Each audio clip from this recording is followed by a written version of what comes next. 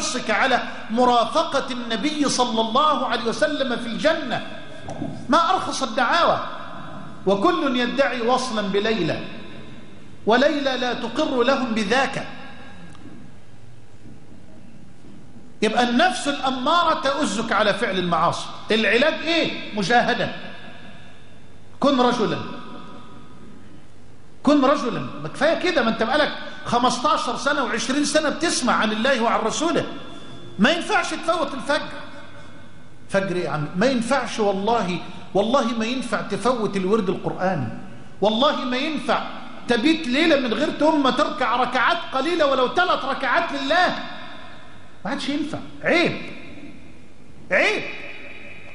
ما بقولكش بقى تروح هناك تقع في مستنقع قذر آسن عافن 2 و3 ساعات في فيلم قذر إباحي، يبقى أنت في الضياع،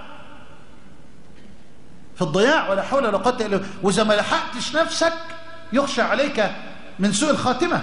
مين أدراك إنك تموت وأنت قاعد بتتفرج على الفيلم الإباحي ومقفل على نفسك كويس قوي الشبابيك والبيبان والستاير وخايف من أمك ومن أبوك، وأنت تعلم يقينا أن الله يراك ولا تستحي منه. إن كنت تعتقد، اسمع اللي هقوله ده، إن كنت تعتقد أن الله لا يراك فما أعظم كفرك بالله.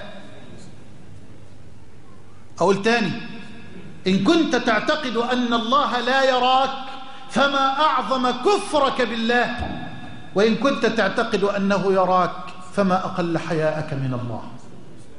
ياه، تبقى مكسوف من أبوك ومكسوف من أمك ومكسوف من أخوك ومكسوف من الشيخ. لو ده والله العظيم ما تقدر. لو أنا معاك في البيت والله ما تقدر. ده أنت هتقوم تصلي بالليل وهتبقى فيها الحسن البصري. اللهم ارزقنا الصدق واجعلنا من الصادقين. ألا تستحي من الله؟ ألا تستحي من خالقك سبحانه وتعالى؟ أنت لسه قاعد قدام فيلم إباحي ولسه بتسمع فيديو كليب ولسه بتسمع أغاني وتقول لي عاوز الجنة. مضيع الصلاة وتقول لي عاوز الجنة.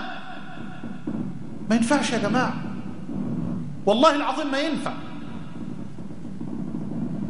لازم تقف وقفة صدق مع الله سبحانه وتعالى عشان تعرف انت فين ورايح فين وحالك ايه الآن مع رب العالمين سبحانه وتعالى.